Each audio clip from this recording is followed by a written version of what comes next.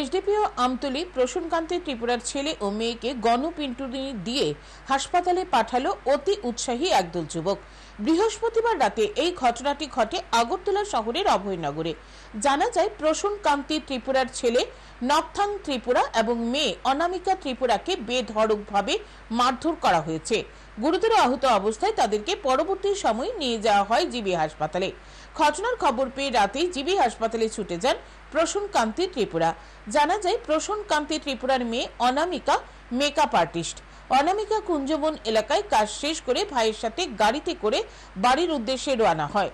অভয়নগর এলাকায় একটি টমটমের সাথে তাদের গাড়ির সংঘর্ষ হয়, যদিও টমটমের কোনো ক্ষতি হয়নি। অনামিকা গাড়ি থেকে নেমে টমটম চালকের নিকট ক্ষমা চেয়ে নেয়, কিন্তু এক দল অতি উৎসাহী যুবক টমটম চালকের পক্ষ নিয়ে প্রসূন ত্রিপুরার ছেলে ও মেয়েকে বেধড়কভাবে মারধর করে। এই ঘটনার পরিপ্রেক্ষিতে থানায় একটি মামলা দায়ের করা হয়েছে। পুলিশ রাতেই একজনকে আটক করেছে। এক প্রত্যক্ষদর্শী জানান, অতি উৎসাহী যুবকরা অনামিকা ত্রিপুরা ও তার ভাইকে বেধড়কভাবে মারধর করেছে। অনামিকাকে রাস্তার পাশে ড্রেনে ফেলে মারধর করা হয়েছে।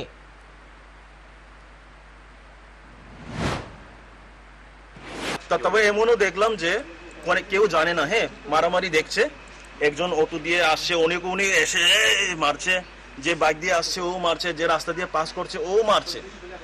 তো সেটা আমি লক্ষ্য করছিলাম হঠাৎ করে, তো আমি সেপারেট করতে যাচ্ছি, আমার কেউ ট্রাইং টু অ্যাটাক।